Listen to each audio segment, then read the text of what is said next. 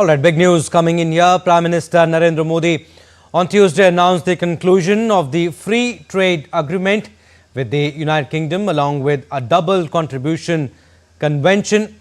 Taking to X, Prime Minister Modi said, and I quote him here, "Delighted to speak with my friend PM Keir Starmer in a historic milestone. India and the UK have successfully concluded an ambitious and mutually beneficial free trade agreement along with a double contribution convention. These landmark agreements will further deepen our comprehensive strategic partnership and catalyze trade, investment, growth, job creation and innovation in both our economies. I look forward to welcoming PM Starmer to India soon." Unquote. All right, so big news coming in here. Prime Minister Modi has announced the conclusion of the free trade agreement with the United Kingdom along with the double contribution convention. And Prime Minister Narendra Modi has also posted this on X saying that delighted to speak with my friend PM Keir Starmer in a historic milestone. India and the UK have successfully concluded an ambitious and mutually beneficial free trade agreement along with a double contribution convention. These landmark agreements will further deepen our comprehensive strategic partnership and catalyze trade, investment, growth, job creation and innovation in both our economies. I look forward to welcoming PM Starmer to India soon. And the deal has been concluded after 3 years of stop-start negotiations, and it aims to increase bilateral trade by a further £25.5 billion by 2040 with liberal market access and ease trade restrictions.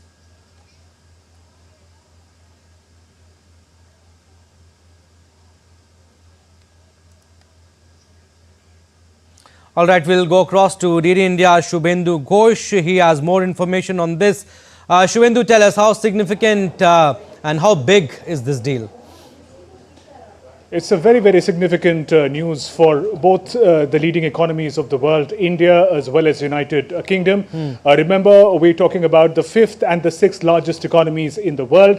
At a time when American-led tariff war is dominating the global economy, here is a news about free trade agreement, a trade arrangement in which the two countries will get greater access to one another's market and economy, is coming as a shot in the arm for global economy as well. If we talk about the larger vision, by 2040, the aim is to be able to expand the trade between India and the UK to about $34 to $40 billion. That's the larger vision. It is expected that the kind of barriers that will be removed with this FTA coming into place, it was around 2022. It's been about 2 to 3 years of stiff negotiations taking place in circumstances that we've seen, especially this year, when the Trump administration came into place and sort of created a rather difficult situation for global trade to move forward smoothly. In such a context, this news coming in of the FTA and Prime Minister Narendra Modi and UK Prime Minister Keir Starmer both congratulating one another. And it is expected soon that Keir Starmer would be now visiting India and the final signatures on the deal could happen. Absolutely. UK Prime Minister Keir Starmer reacted to the signing of the trademark deal by saying that strengthening alliances and reducing trade barriers with economies around the world is part of the plan for change to deliver a stronger and more secure economy. Shubhendu, also tell us what are the sectors you think would benefit with this deal, which would be the high impact areas? Absolutely. To answer your question, we'll have to look at the strengths of each of the economies. United Kingdom happens to be an advanced economy, especially in manufacturing, in automobile components, in deep tech. UK has made important advancements. India offers a huge market in services. India has significant strengths. There are also advantages that could be extended to the agriculture sector of both the countries. The import duties, export duties could be lowered. In that sense, better engagement in exchange of goods and services between both India and the UK. But primarily, given that both are among the top 10 economies, fifth and sixth really in the world, their engagement is also expected to have a cascading impact for the global economy in a positive way, which is reeling under shocks of the tariff conflict, which is on primarily between the two largest economies, US and China. So the news that is coming in at the moment, great news for India and the UK, but significant implications for the world at large. Absolutely. Prime Minister Modi has announced the conclusion of the free trade agreement with the United Kingdom along with a double contribution convention. Thank you, Shivendu. We'll leave it at that. All right, we'll start with Express News now. We'll start with our top story.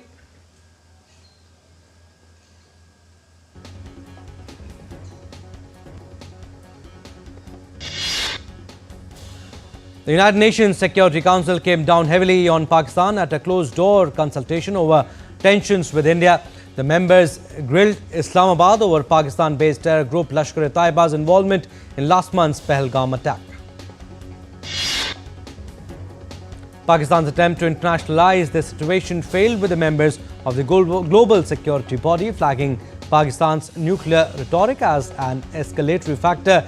They also expressed concern over Pakistan's recent missile test. The UNSC members refused to accept Pakistan's false flag narrative. The members advised Islamabad to sort out the issues bilaterally with New Delhi.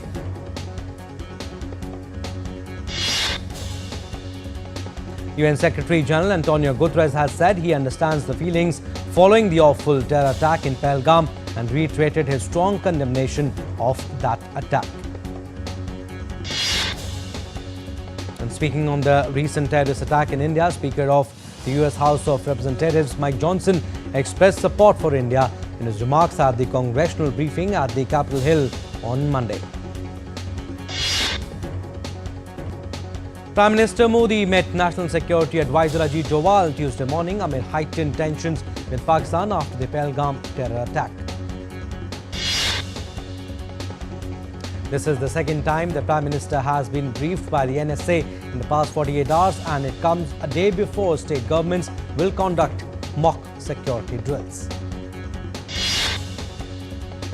Pakistan Army again resorted to unprovoked small arms firing from posts across the line of control near Jammu and Kashmir. Indian Army responded in a proportionate manner. The Amir of the State of Qatar, Sheikh Tamim bin Hamad Al Thani, held a telephonic conversation with PM Modi. He conveyed condolences and solidarity with the people of India at the loss of lives in the cross-border terror attack in Pahalgam. PM thanked Amir of Qatar for the clear message of solidarity and support. Prime Minister Modi held a telephone conversation with Anthony Albanese today and congratulated him on his historic re-election as the 32nd Prime Minister of Australia. Both Prime Ministers reaffirmed their commitment to strengthen the comprehensive strategic partnership between the two countries.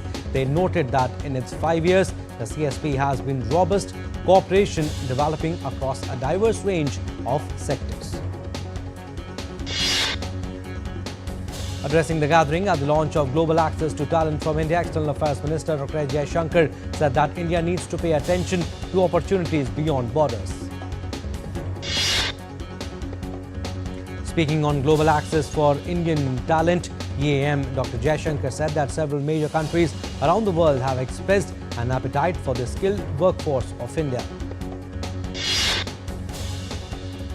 Chairing a comprehensive review of the Department of Science and Technology in New Delhi on Monday, Union Minister Jitendra Singh underscored the importance of building an indigenous India AI open stack architecture embedded with science and engineering models tailored for Indian researchers. The minister also called for new and bold directions in science-driven growth, including AI-led innovations, deep tech startups, and enhanced infrastructure sharing. Speaking at the inauguration ceremony of Bharat Telecom 2025 in New Delhi today, Union Minister for Communications Jyotiraditya Scindia said that smartphones are no longer merely a means of communication but have become tools of empowerment and gateways to the world of information.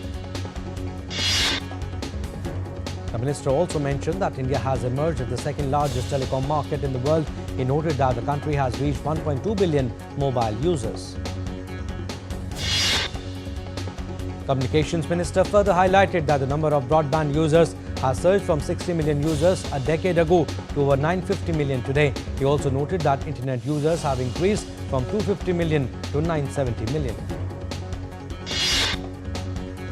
2 passengers were dead and 25 injured in a bus accident in Ghani Mendhar in Poonch district of Jammu and Kashmir. Injured have been rescued and evacuated to sub-district hospital in the region.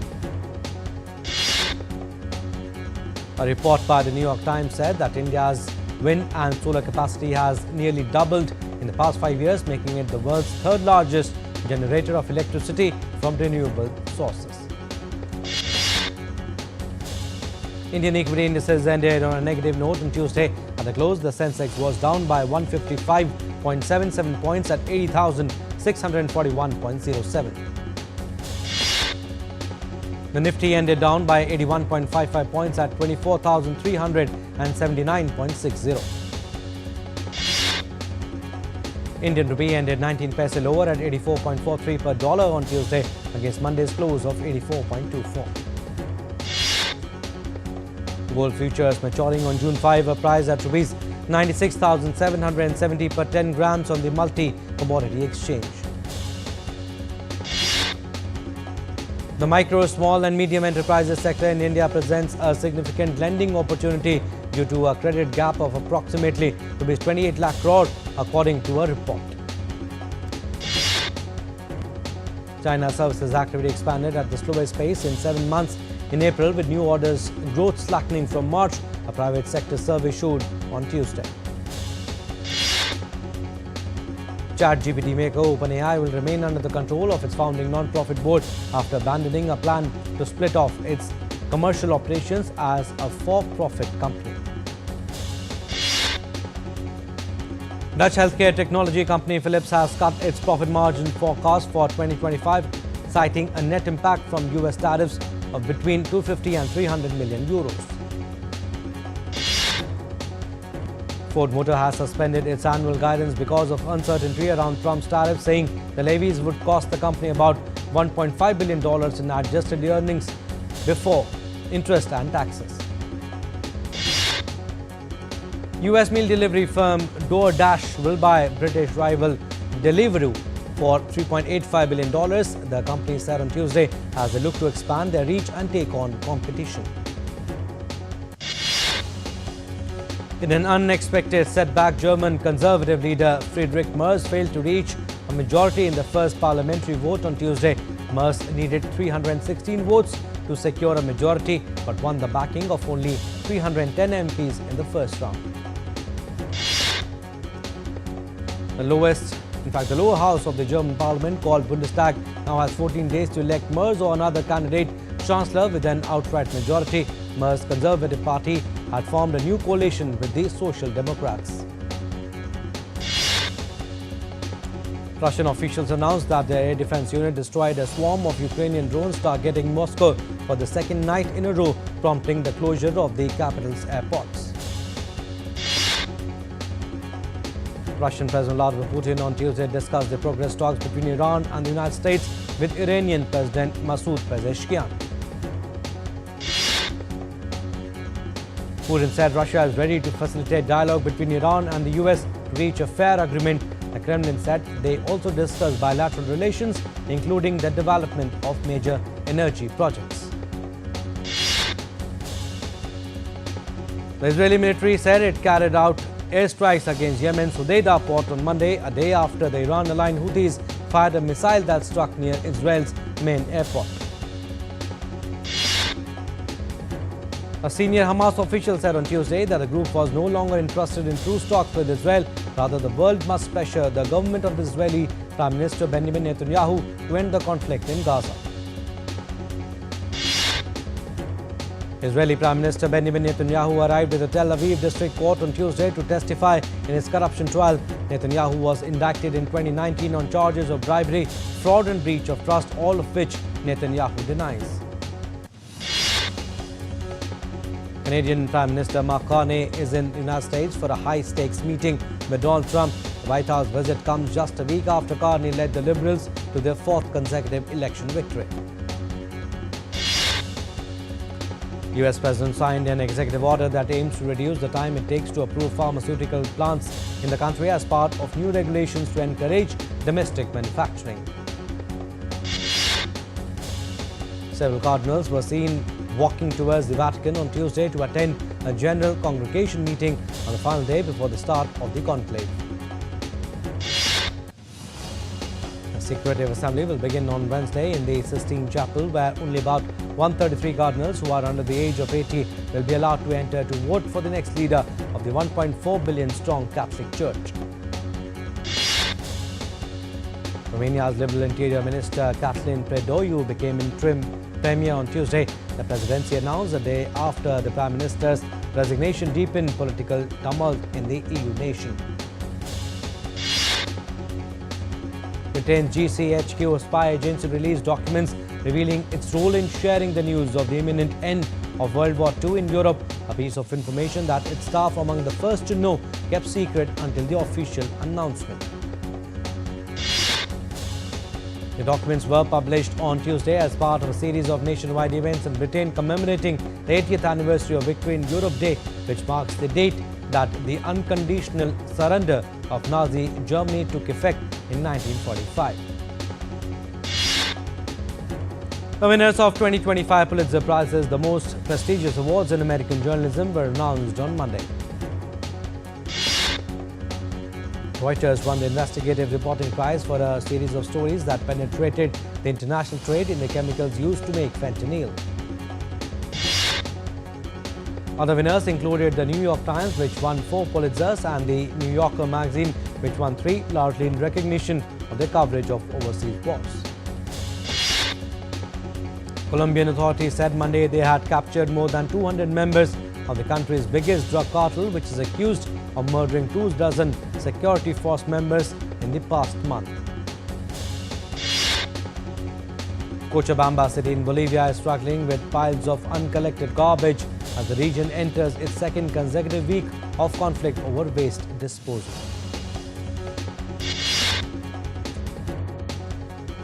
Colombia's Itagüí municipality experienced severe floods triggered by heavy rains in the Abura Valley. 1 person died and dozens of homes were destroyed.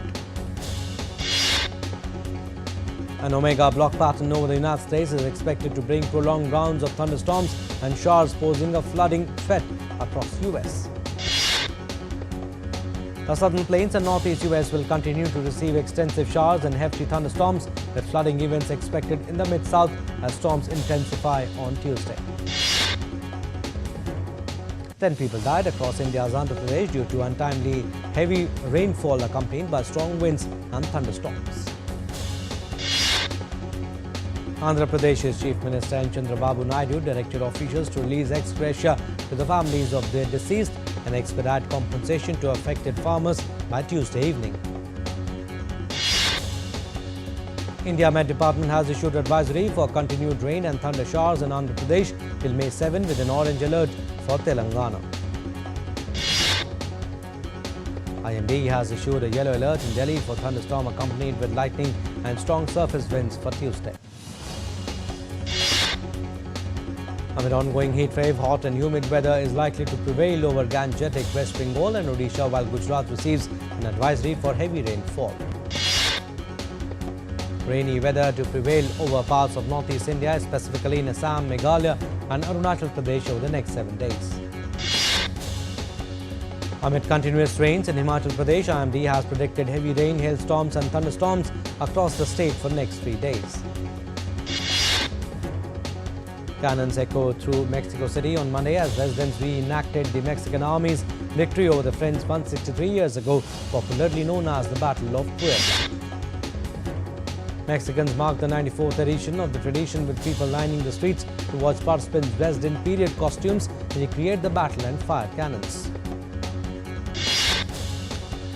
New York's Metropolitan Museum of Art's Costume Institute has unveiled its new exhibit, Superfine Tailoring Black Style.